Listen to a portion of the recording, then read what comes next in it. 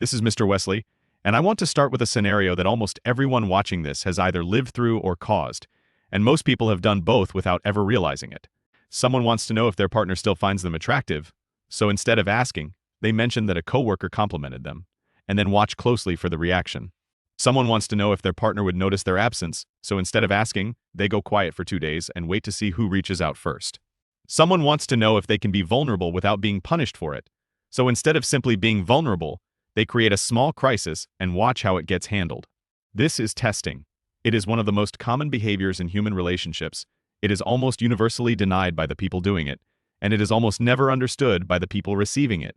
Today, I'm going to give you the actual mechanism behind why people test instead of ask, because once you see the mechanism, you will recognize it everywhere. In your own relationships, in your own behavior, and in patterns you may have spent years attributing to the wrong cause entirely. I am Mr. Wesley. This is Real Talk Relationships. Let's get into it. The first thing to understand is that testing is not primarily about the partner being tested. It is about information the tester does not believe they can get any other way. This distinction matters enormously, because most people who are on the receiving end of a test experience it as manipulation, as a kind of dishonesty, and react accordingly, with defensiveness, with accusation, with the specific wounded confusion of someone who feels they are being set up to fail. But manipulation implies an intent to control an outcome through deception. Testing, in the overwhelming majority of cases, is not that. Testing is a bid for information from someone who does not trust that a direct question will produce an honest answer, or who does not trust themselves to correctly interpret an honest answer if they got one. This distrust has a specific origin, and it is almost never about the current relationship. It is called an internal working model, a concept from attachment theory that describes the template a person builds, usually in early childhood, for how relationships work. Whether people can be relied upon, whether needs expressed directly get met, whether vulnerability is safe or whether it gets exploited. A person whose internal working model was built around inconsistent caregiving. A parent who was warm sometimes and distant other times, unpredictably, for reasons the child could never identify, grows into an adult who does not trust direct requests to produce reliable information, because in their original template, direct requests did not reliably work. Testing becomes the alternative strategy, developed young and reinforced over decades, for extracting information from a world that the internal working model insists cannot simply be asked. I want to walk through the specific forms testing takes, because most people only recognize one or two of them and miss the rest entirely, which means they miss the majority of testing behavior happening in their own relationships, including their own. The first and most common form is the withdrawal test.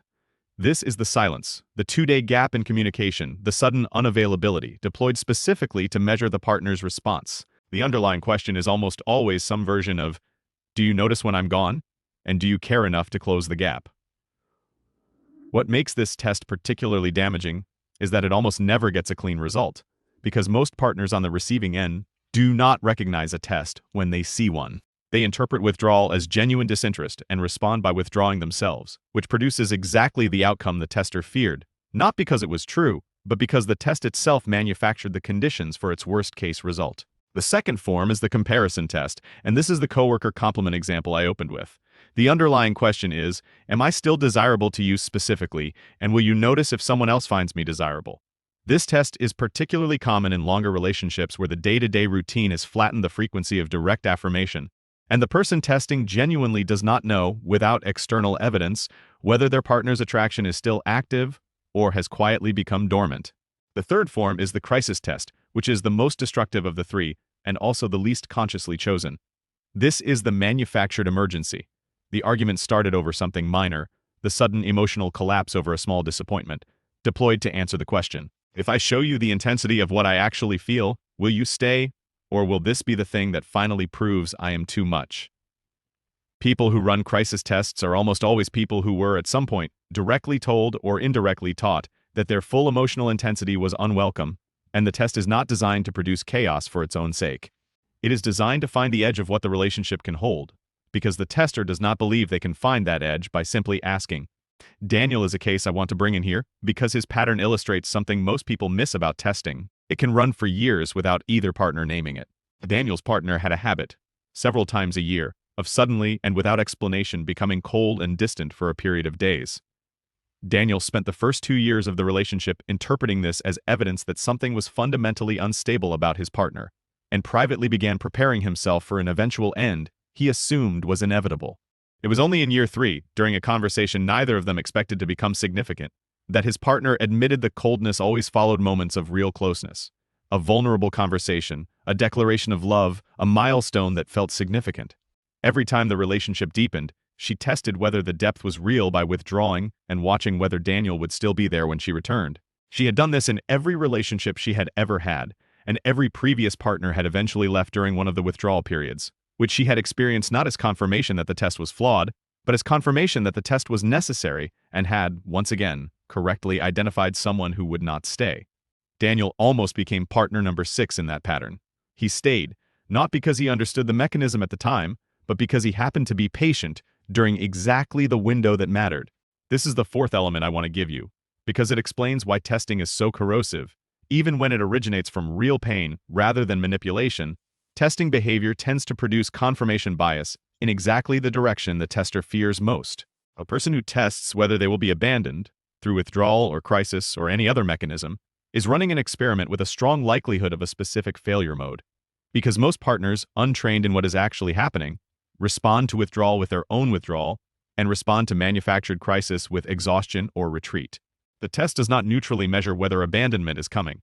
It substantially increases the odds of the exact outcome it was designed to detect, and then the tester interprets that outcome as proof the fear was justified all along, which reinforces the internal working model that produced the testing behavior in the first place, which produces more testing in the next relationship.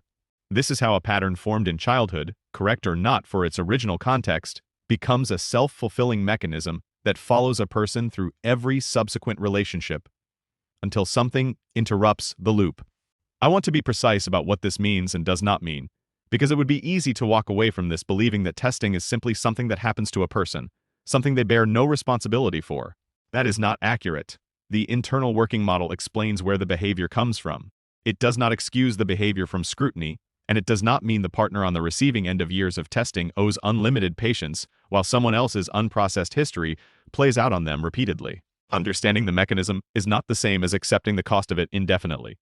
What understanding the mechanism actually gives you is something more useful than either blame or endless accommodation: the ability to name what is happening while it is happening, which is the single most effective intervention against a pattern that depends on nobody noticing it for its own continuation. This is the 5th element, and it is the practical core of this video. Testing loses its power the moment it is named out loud, calmly, without accusation. Not "you're testing me," which turns the observation into an attack and produces defensiveness. Something closer to "I notice you tend to go quiet after we get close. Is that connected?" This single move interrupts the loop in a way that neither withdrawal nor forced reassurance can, because it does something the test itself was never designed to survive. It makes the mechanism visible to both people at once, rather than leaving it operating invisibly in only one of them. For the person who recognizes themselves as the one running tests, the intervention looks different and is, honestly, harder. It requires tolerating the discomfort of asking directly for the thing you actually want to know, and sitting with the vulnerability of a direct answer that might not be the one you hoped for, rather than the indirect version that at least preserves some deniability, if the answer is bad. Naomi, who I want to bring in briefly here, described this shift as the hardest single change she made in how she approached relationships. She had spent a decade running comparison tests, mentioning other men's attention, watching for jealousy as proof of investment.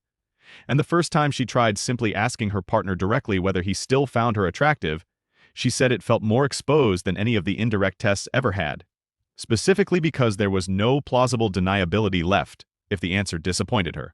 But she also said it was the first time in any relationship that the reassurance she received actually landed, because she had asked for it honestly instead of extracting it sideways. And a reassurance that answers a real question lands in a way that a reassurance that stumbles into an accidental test never does. Here is what I want you to take from this. If you have spent years in a relationship, or several relationships, feeling like the emotional weather changed without explanation, look back at whether a direct question could have gotten you the same information the withdrawal or the crisis or the comparison was actually trying to extract.